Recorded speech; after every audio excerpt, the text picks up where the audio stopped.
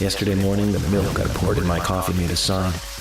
It said, "Tomorrow you'll arrive in a place that will change your fate." It's time to revisit a sweary 65 jam with Deadly Premonition, a director's cut. For those of you who missed Deadly Premonition the first time around, you are getting Deadly Premonition and a whole lot more with this one. Jose over here, he is, maybe he's going to talk to Zach right now. What do you think about this game?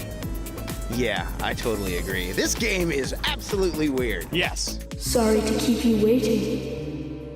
It will start soon. Getting into this, I think if people are fans of Japanese culture, maybe even the films of Matsumoto, if you're a fan of Dynapon Jin or R100, you're gonna like something in Deadly Premonition. I feel that it might be a little too soon to be nostalgic for the PS2 era of video games, but Deadly Premonition Director's Cut, it feels like a PS2 game. It looks like a PS2 game a lot of the times. It controls completely terrible. Like, it is so bad. Like a PS2 game? Like a PS2 game.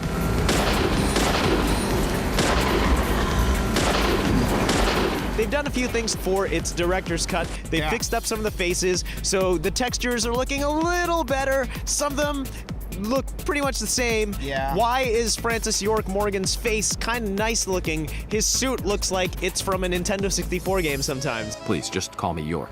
Agent York has to go to this town, Greenvale. He's investigating these murders around the country where young women have been killed, and there are these mysterious red seeds that are found at the murder scene. So it's almost a bit of a ritualistic, kind of cultist kind of thing happening here. The way they get to the story is creepy. Some old guy's walking in his twins, and these twins see this chick, and they're like, "Oh, she's an angel. Yeah. We're crazy." And then some guy's telling this little girl this story about all of this. It's sort of like a Princess Bride thing, where this grandpa is telling his granddaughter this completely messed up story you would never tell your kids. Ever! Is it a scary story?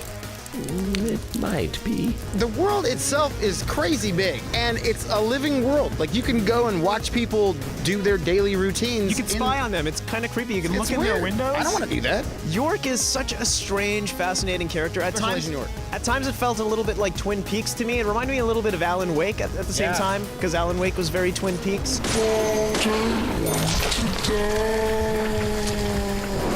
There's so much about it that's just broken and doesn't feel good that just makes me like it that much more. I think they're hoping to get this director's cut out. People will want to experience this crazy Japanese style and maybe get a brand new one for the next consoles, which would be great because, I mean, just the conversations you have while driving, talking about VHS tapes and Attack of the Killer Tomatoes. Yeah. It's really awful, but for some reason I still remember it pretty well. It's just so random and so obscure, but it's kind of brilliant. And you just want to keep playing because it's like, what is York going to tell Zach next?